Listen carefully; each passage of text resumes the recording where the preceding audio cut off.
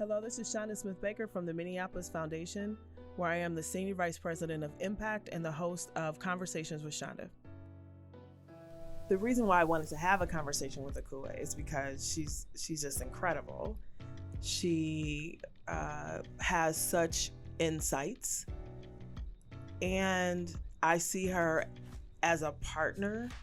I came to the Minneapolis Foundation maybe 6 months or so before Acooa moved into her role at Greater Twin Cities United Way.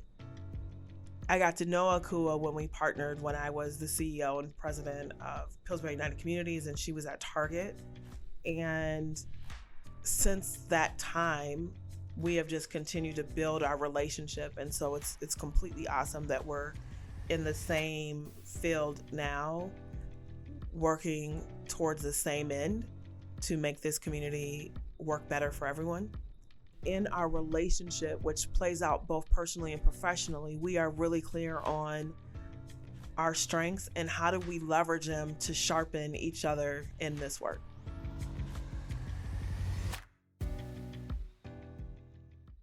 So you are Acooa Ellis, the Senior Vice President of Community Impact at the Greater Twin Cities United Way. Yes, I am. And you've been in that role for how long? 1 year last week.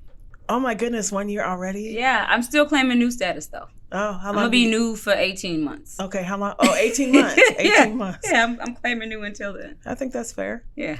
Do you still feel new? There are times when I do and other times where it feels like I've been doing it for a while, which is like cool and unexpected. Yeah. So you came into United Way. I just have to go there, right? Yeah, because please do. Nothing's off the top or off limits. I can't even remember if it was your first day or before your first day, but it was right when the notice went out that Sarah Caruso was leaving. Yeah, it was the week before I started. So you get hired, and then the week before you go into a meeting and you find out that the CEO is leaving. Yep. What was that like? You know, I tell people, I was just actually having a conversation with friends when I got the notice the day before that Sarah was going to announce her retirement. And I said, you know what, everywhere that I've been, there's been some major shift shortly after I arrive. And so I have come to know about myself that I'll figure it out.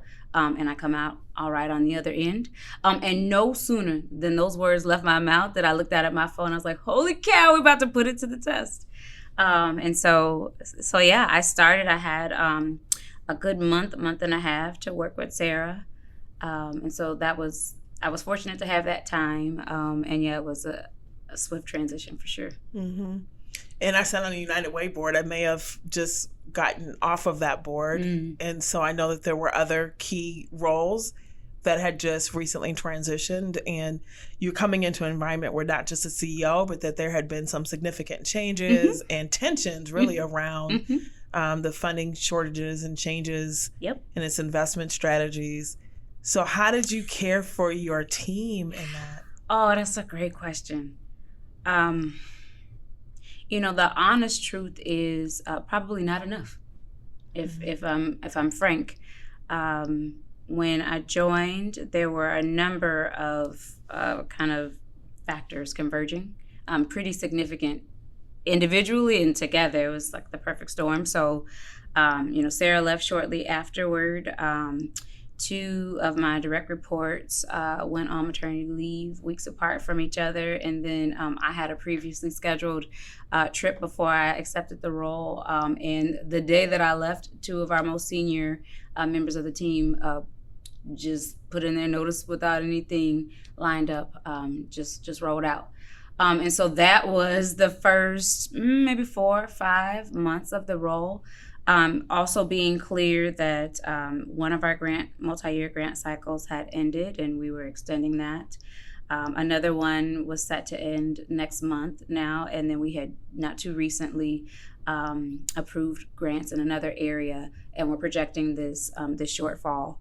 What was important to me was arriving at a decision for how we would make the calls to prevent some major kind of knee-jerk reaction in the future that was avoidable, was to get really clear as quickly as possible about the direction of our work so that we could communicate to our partners in timely fashion what they could expect from us, and how we were making choices and why. We wanted to be really, really good partners. And in hindsight, there's not a lot that I would do differently except for take the time to just really wrestle with the team about what was in front of me. I was asking questions. I was talking with a bunch of different stakeholders, and I pulled all that information together and said, okay, team, here's the play. They each informed it, but I didn't bring them along as much as I would have liked to in hindsight. I will say along the way, we've evaluated things like role clarity, made investments in the team along the way. And I think that's felt. We just recently did a survey, and 100% of my team feels like their leader cares about them, and that means a lot to me. And there's been a significant amount of work in a short period of time, and so I am profoundly grateful for the way the folks kind of rolled up their sleeves and got it done. And that they have not been shy about expressing when there are opportunities for us to do the work better and to move more aligned with how we intend to show up. I'm someone who pays a great deal of attention to aligning my intent with my impact. And I count my team as really strong partners in ensuring that I'm maintaining integrity to that, and that we as an agency are. Yeah. Before you arrived at the United Way, you were at Catholic Charities. I was. And I say that, we were both on the other side of the work, and now we're on this side. What surprised you the most when you came into your role? The breadth of the work being done. So I was coming on board, folks show up, give a briefing on what they've been doing, or I'm digging into documents that have been prepared to help me on board. And I can't tell you how many times in the first month that I uttered the phrase, oh my gosh, that's incredible. Who knows about this? There's so much work that's happening that we've got to be better about, like, lifting up to the light of day. We've got an incredible platform to do that. And figuring out the way to communicate all of the work that the Greater Twin Cities United Way is advancing in a way that is consistent and clearly articulated to the community is an ongoing opportunity. I had some cousins that came to visit a few months ago. They were in town for my birthday, and I'm meeting them at the hotel. We're having a conversation, and it's like a long pause, and I see them like exchanging glances. And the brave one says, so Acooa, we were trying to figure out on the way up here, what is it that you do?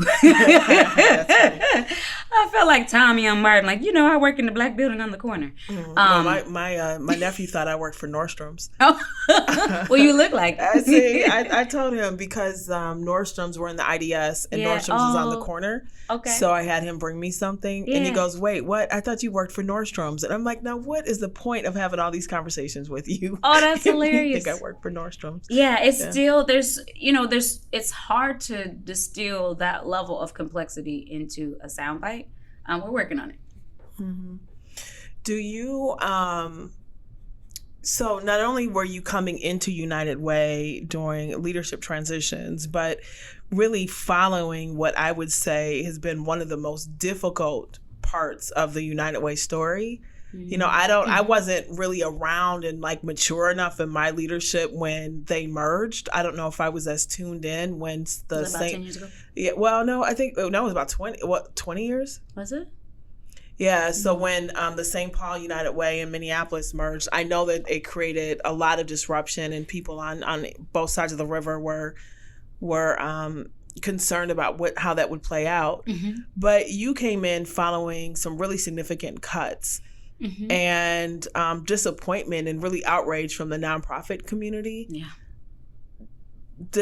Clearly that didn't sway you away from coming into the work, but it just strikes me that you're coming into a staff that's in some level of grievance and, grieving the loss of colleagues, or what even United Way maybe once was in their minds. And then you have nonprofits that some could say maybe some felt entitled. But certainly they have a responsibility to meet payroll, and they wouldn't want to disappoint the community. So how did you think about how to reconcile that and repair? Yes. That was front and center. Folks are not shy. And having worked in community in various capacities for a number of years, I've got a lot of relationships, and those folks certainly were not shy about how they experienced Greater Twin Cities United Way. And when I first announced that I was taking the role, it was interesting. I'd have a few people say, "So what are you going to do when you get there?" And I'm going to listen. And, you see folks got confused looks on their face, like you're not going to change anything, and you're not going to, like, you don't have a point of view. And it's like, well, sure, I've always got a point of view. But it's super important to me to listen, so that whatever I show up with and offer back, I can speak to how the folks that I'm ultimately seeking to support have informed that work. And sometimes I get it right, and sometimes, as I mentioned earlier with the team, there's opportunities to do that better. I will say that we sought out to be transparent in like what was up. Like, so here's what it is, good, bad, or other. Here's the direction that we're headed, and here's why. Was what we shared back with the community in October. But that was after like a massive effort to just listen.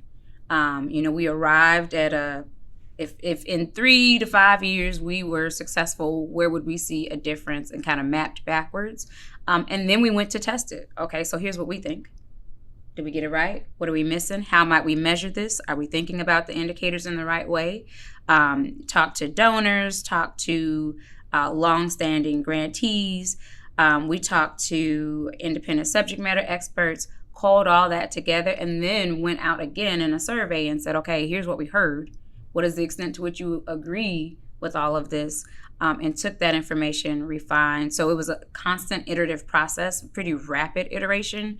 But it was, when we shared out in October, it was absolutely reflective of what we had heard. And I think people saw that. I think they felt heard. I think they felt respected. At least that's what I've heard. And I feel like people would tell me if that weren't the case, at least some folks. And so I felt, it was not easy for sure, but I felt good about where we landed, because it represented some great thinking from the team and was refined by the folks that we seek to support. Right.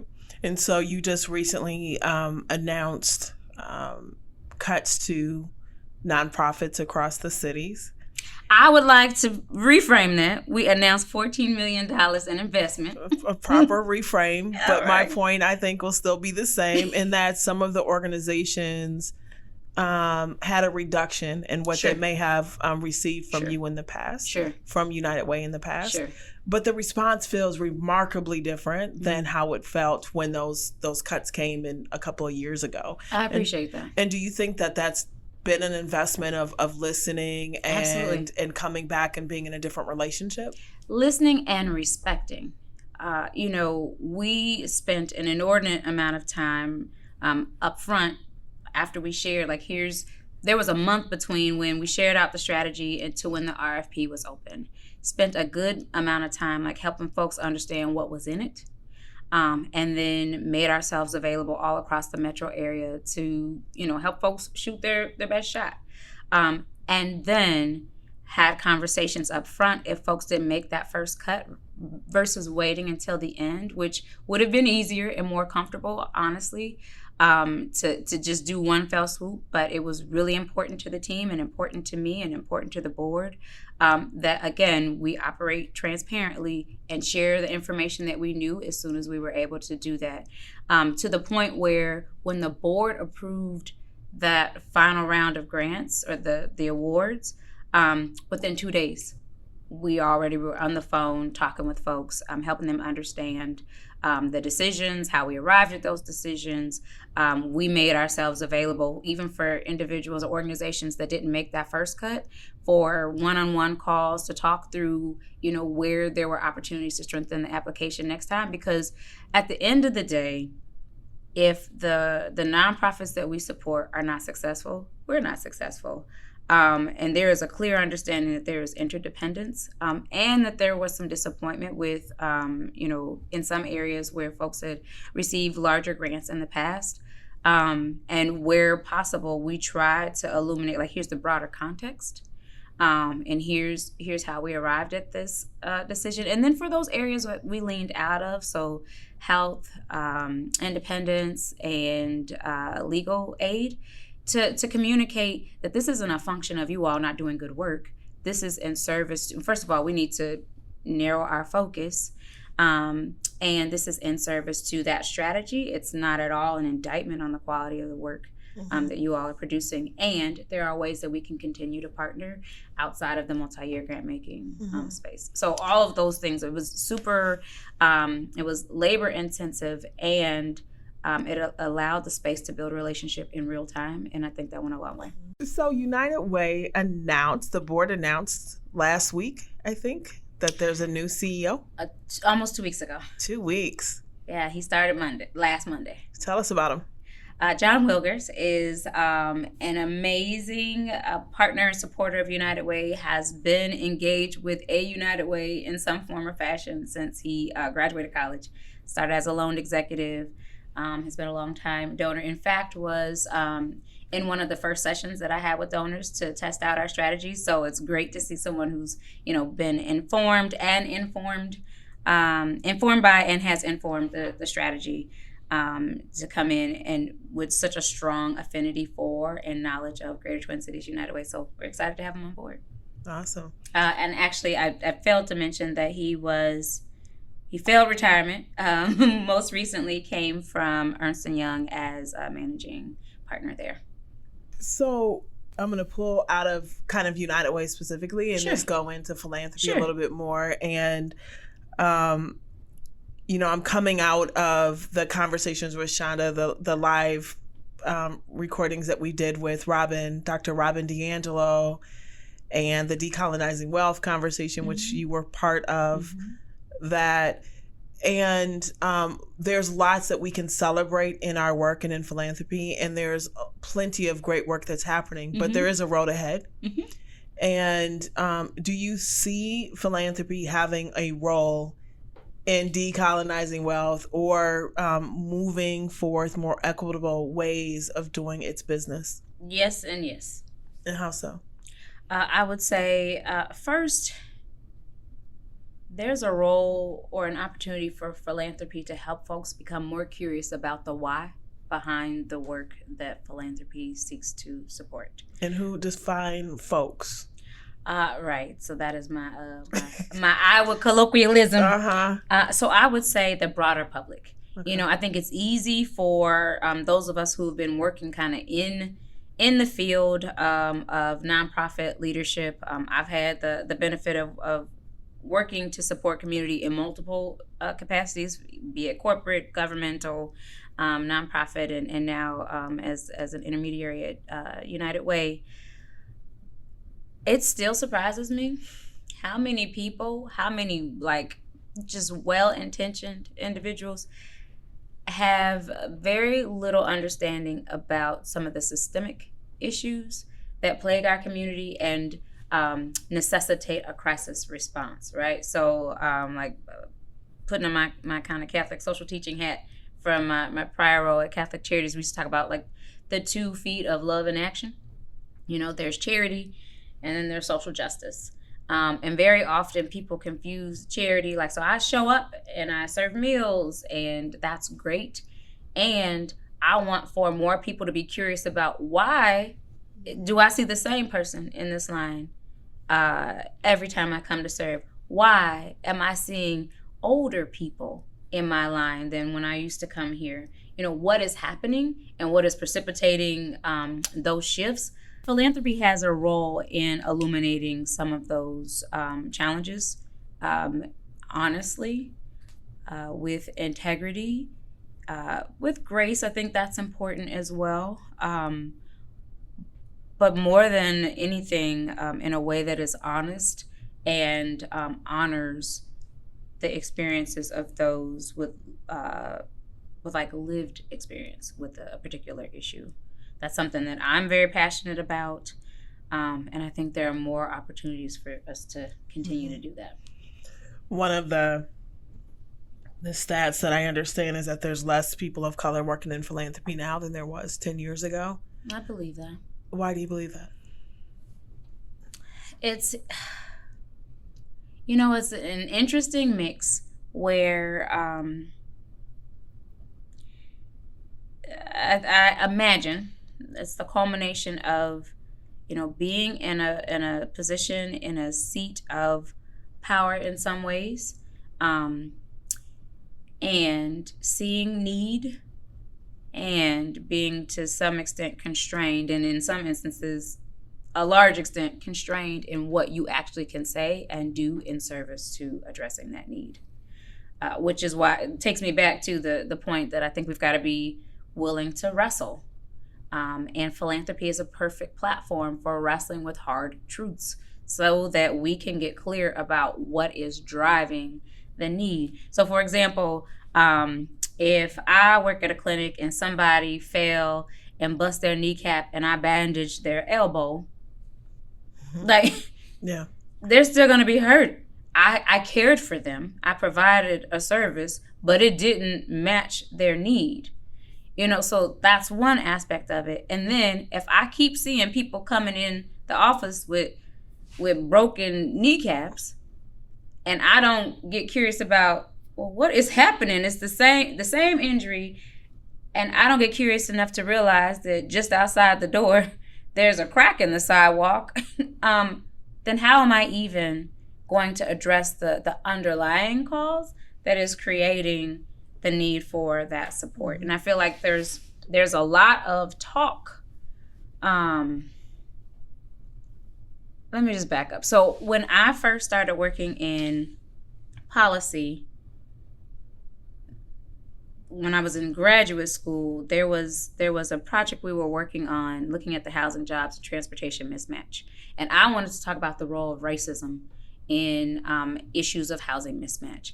And my colleagues were really resistant to adding that sort of language into the document because in their minds, like, race has nothing to do with this.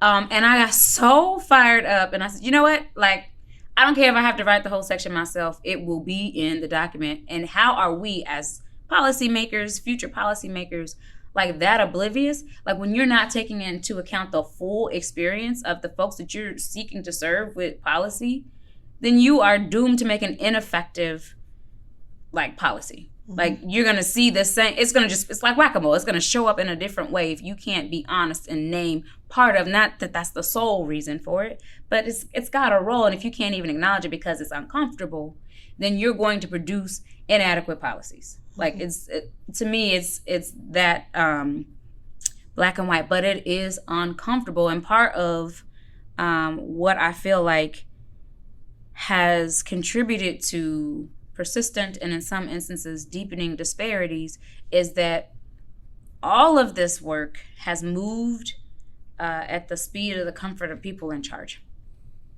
And I say that repeatedly. I believe it wholeheartedly. And then when it came down to making decisions about where we were leaning in and leaning out of from a grant making perspective, I experienced it. And I still believe it.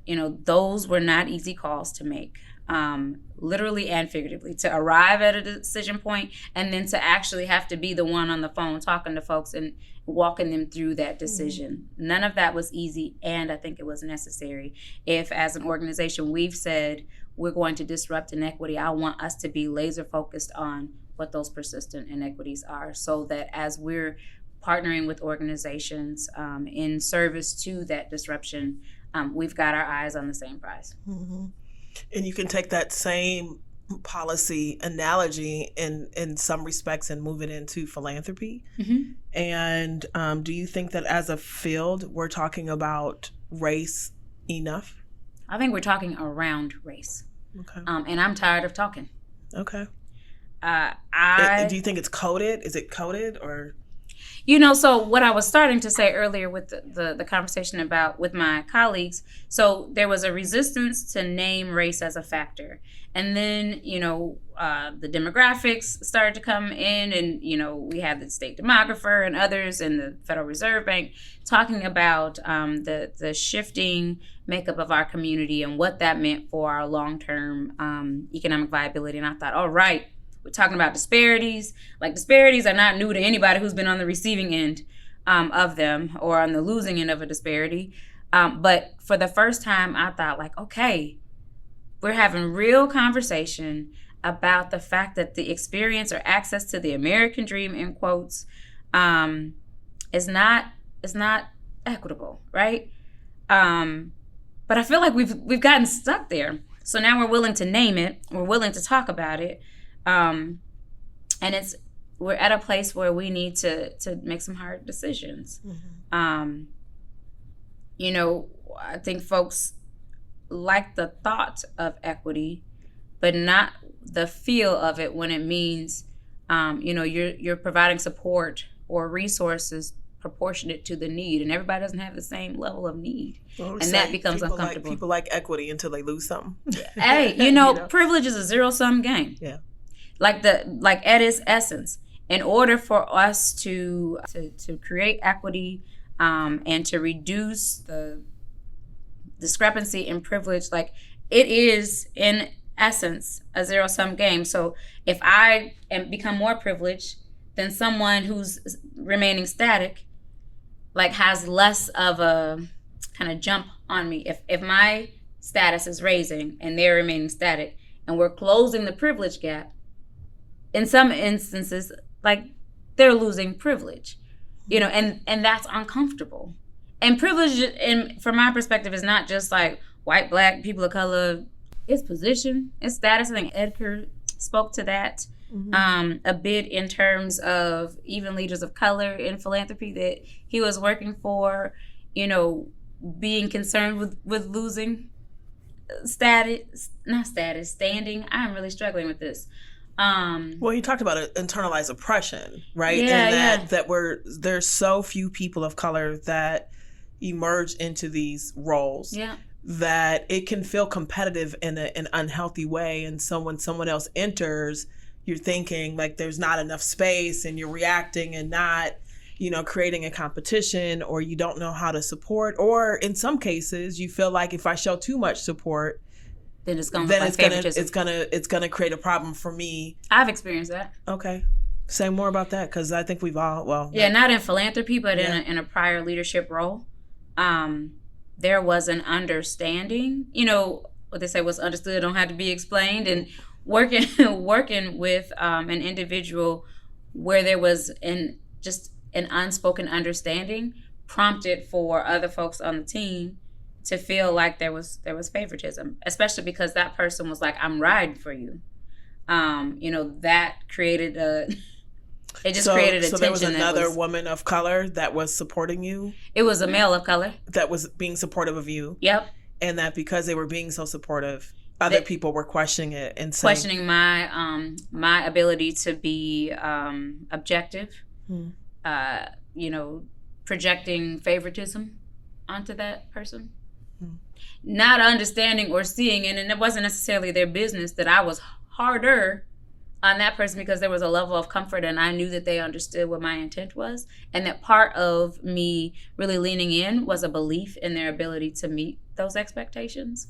But that wasn't what was observed. There is an interesting dance that we navigate in the space, both what we face as leaders of color inside of the organizations and institutions that we've been part of. But there also is an expectation and a demand from the community that comes with it. That you get it right. You better get it right. You better not disappoint us. Absolutely. That for me, that's one of the greatest sort of burdens, if you will. It doesn't feel like an obligation in the worst sense. Yeah. But it feels like I owe that to community, right? Like I want community to hold me accountable. Mm-hmm. But I also feel that like every day I come to work Yes. is, am I doing right by the community? Yep. It's the burden of brilliance. Ah, The I have to burden of use that. brilliance. Yeah, Mhm. it's real.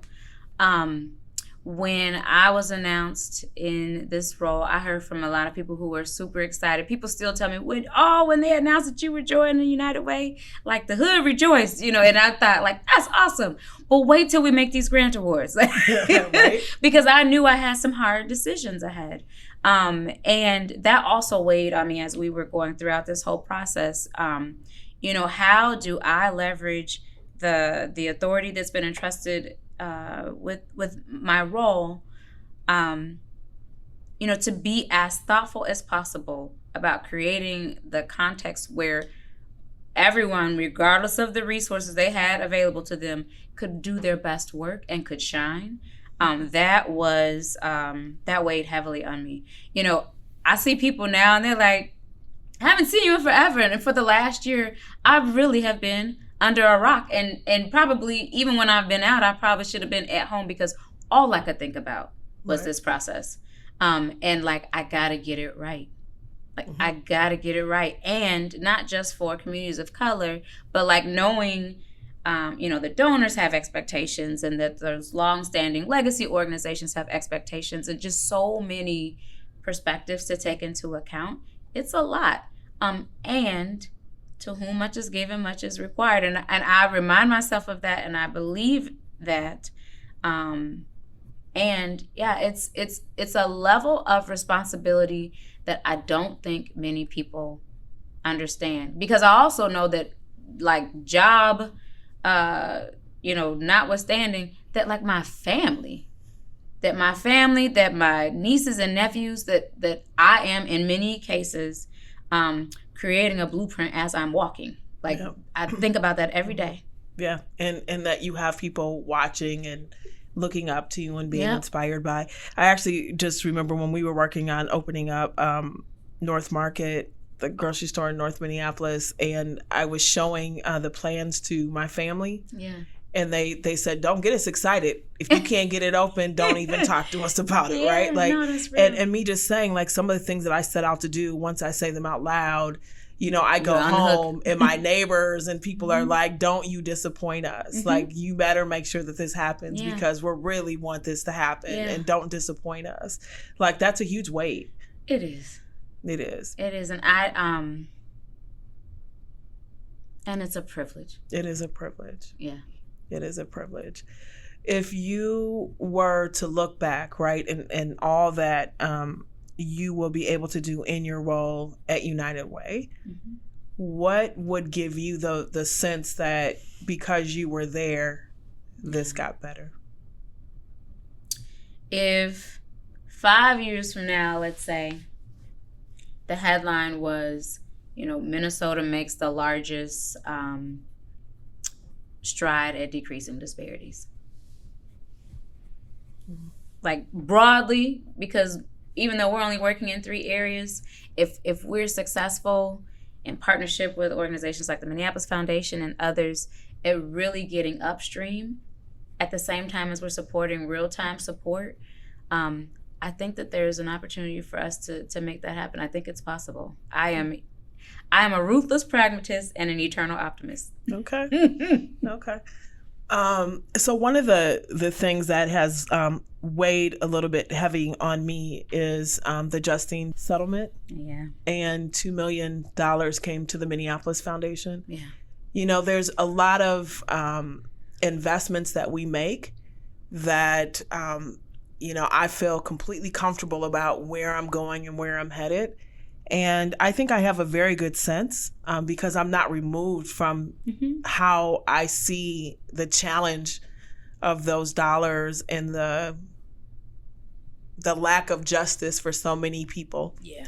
But I also understand the opportunity that exists with being able to make the investments of that $2 million into community that perhaps wouldn't have been there. Yeah. What advice might you have for me? That's a big question. Well, that's why you're here. Yeah.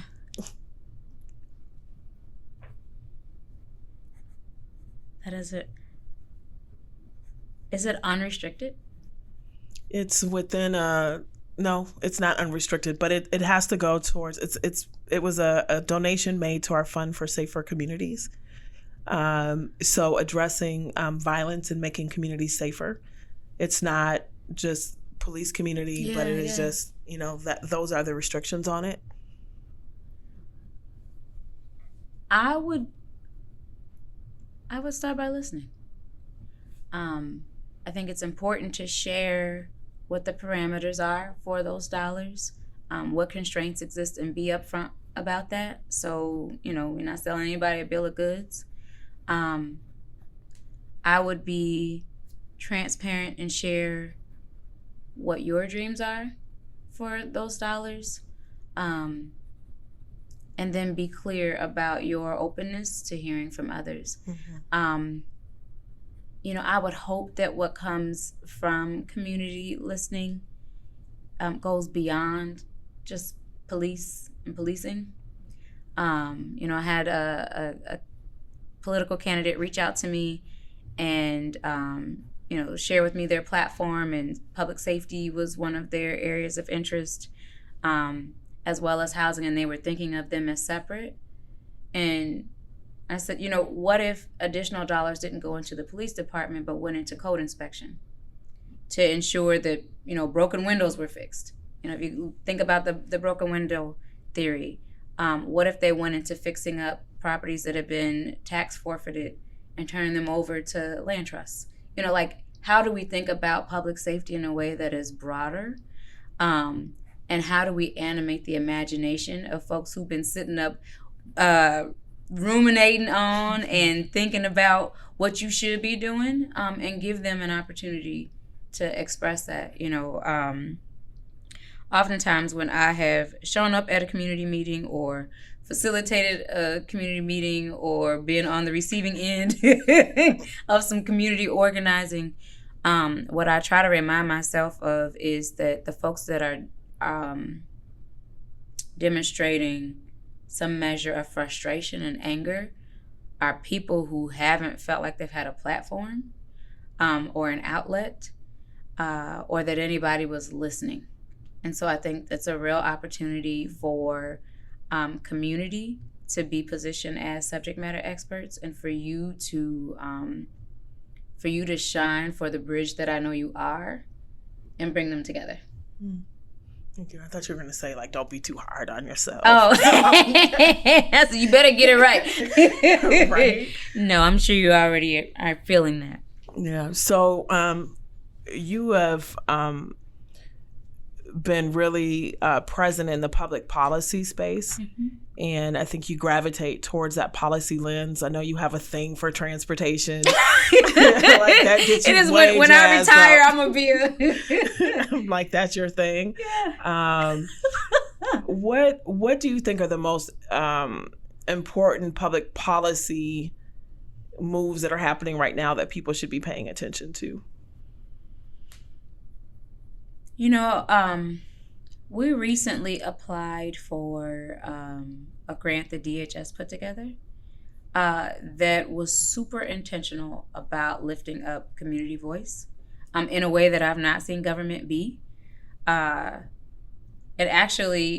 We didn't apply. We were about to apply and realized that that's not for us.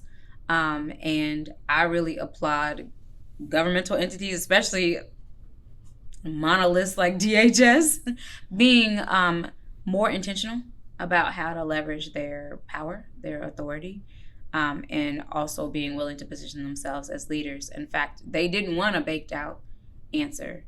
And it's rare that you get funding or that funding is given to search for an answer and not come to the table with something already baked out. So I thought that was great. Mm-hmm. In terms of our own evolution, do you see the process at United Way evolving? Because there's lots of side, rumblings around the United Way application and the reporting process that will like take your whole life. Well, we're trying to adjust that. Okay. So I'll tell you what we're doing differently. And then folks can let me know whether or not our intent is meeting the impact. Or the other way around. Yeah. Something that we did this go around as we were finalizing the grant agreements was to say, okay, so you asked for this. And when you proposed your work, you said you would serve this many people with these dollars. Now, let's be real about the fact that what we're granting is not what you asked for. And what that looks like in terms of how many people you'll be able to serve and what we should expect in terms of outcomes. That is a conversation that our program officers are having in person with folks.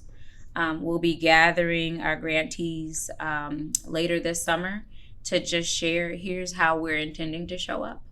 I want for every organization that is receiving Greater Twin Cities United Way dollars to feel like they have a partner in us. And that we are committed to their success. So we are on the hook for, we've got to have something to show for the dollars that folks entrust with us.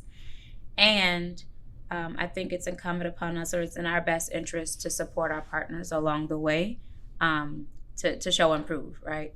Mm-hmm. There will be, more touches. It may feel a little big brotherish, which is why we're having the conversation up front to say, like, here's our intent, and, we can adjust where necessary. But it's important to me that our program officers are in relationship, and that we're catching things. If you signed up to serve 200 people and you ran into XYZ roadblock, that's something that I want to come up in, one of the touches that my program officers has with that organization, because at the end of the day, results will inform grant making going forward, and we don't want that to be a surprise. I love that it's an evolving process and that you're open to hearing feedback. Mm-hmm. And I'm assuming that you got good feedback from the community partners that they actually want to be in closer relationship with you. And United Way always talked about being a partner, right? Mm-hmm. Philanthropy talks about partnership with their community organizations, and most of the time that partnership looks like a granting, right? Mm-hmm. Most of the time it actually is more of a transaction with two touches a year in terms of the application and then the report. Send me a report. Right? And so have you, how are you evolving what it means to be a partner to the United Way? Like, you've touched on it in some ways, but have you explicitly kind of looked at, if you're using the same language, how does someone identify now with the use of a word that you used before and it looked a different way? Sure. So what we've shared with folks is there are multiple ways to partner with us, regardless of whether or not an organization is receiving multi-year funds. One is in the fact that we'll continue to steward or facilitate designations. So as donors are interested in a specific organization, even if they're not a multi-year grantee, we will still facilitate that donation. Another is around volunteer recruitment. And then there's our grant making. But within the grant making, we're developing what we're calling communities of practice that is more holistic than a standard. That is intended, let me just say that, intended to be more holistic than a standard convening, where we're bringing all of our multi-year grant making portfolios together.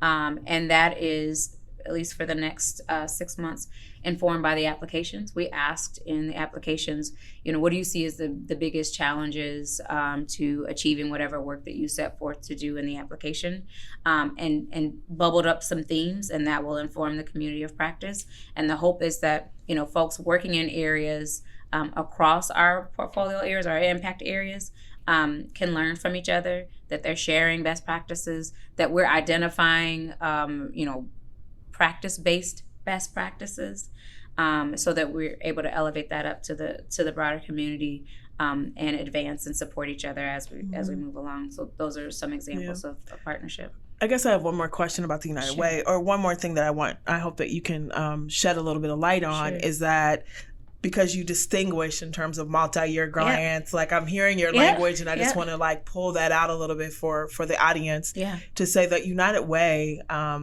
I don't even know, it's 105 years old, I think. In its length of time, it really, their investments were these multi-year grants that went out in this competitive process. But it has changed with some of the trends that we're seeing in philanthropy, to more designations. And so is United Way, is the budget declining all the way, or are there shifts in the way that money is coming in that maybe you can help people understand? Yes, thank you for that.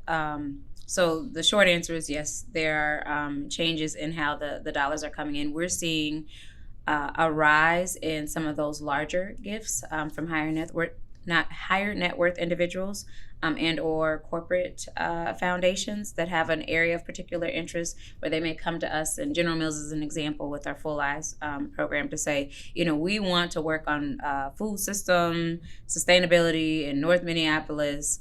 Can you help us? And so we worked in partnership with community organizations and General Mills to create what became Full Lives. There's more of that happening, to the point where when I redid our strategy, I restructured the team to support that, so that there was the space for our multi-year, which I think of as like our bread and butter, what people know about United Way, to be able to focus in that work and continue to support our partners in that, as well as create the space for us to test, incubate, and then bubble up what we're seeing as working, to then inform the broader field, and then subsequent multi-year grant phases. So we're absolutely seeing a shift in how folks are giving, and are restructuring the way that we do our work in a way that honors and supports both of those ways. You shared coming into United Way and looking at documents and saying, wow, why don't people know this? Yeah. What are some things that you hope that people would know about United Way that may not be common understanding? Yeah, the United Way is providing kind of undergirding support for a number of coalitions, for a number of field building kind of initiatives, as well as grants, and that we're granting and working on systems change in areas like career pathway development with our career academies work, or food sustainability with Full Lives, which we hope to have a 2.0 version of that coming down the pike. We're in development in a number of initiative areas that are aligned with our overall impact areas, so early childhood education, career and future readiness, housing stability, financial stability, workforce readiness. And so there's a host of impact areas or portfolios within our 3 impact areas that we're also developing initiatives around incubating new ideas to support. So more will come from that. But I think we are often... I think United Way in the past was in some ways taken for granted because it was just always there, and there was this steady engine of corporations giving and all of that, and that has shifted, and it has required us to make some hard choices. I think it also has illuminated for many of our partners the value. So when it's harder to come by, I think you become clear about like, oh, that was a real value, and I didn't fully acknowledge that. And I think I've heard from a number of our partners, whether they be grantees or policymakers or whatnot. United Way is a really important player in this space. What can we do to support? I think that's been some of the upside of some of the tougher stories that have been out there over the last few years. Is that people are like, oh, can't take it for granted. Like we've got to demonstrate a value of it. So one of the things that I like to do is be able to share and to learn a little bit about perhaps your journey and how you stay informed in the work. And so you have been in corporate America. I met you at Target. I know you worked for Big Brother, Big Sister, and then you were at Catholic Charities, and now you're in philanthropy. Yep, and I started at Summit. Yep, and you started at Summit. And so, that's you went to University of Iowa. I went to University of Iowa undergrad. Yeah, Hawkeye. Yeah, I'm a Big Ten girl. Yeah.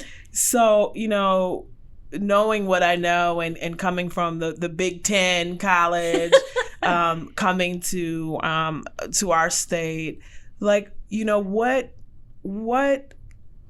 have you done that has allowed you to kind of seamlessly move through these different sectors? Mm-hmm. And if there's any one listening that just wants to get a nugget of career wisdom, what would you want to share?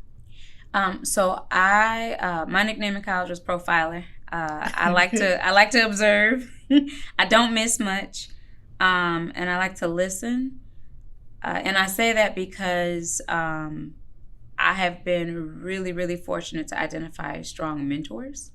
So everywhere I go, I'm checking for not only who's in charge from a role perspective or positional authority, but like whose voice matters, whose ideas take root.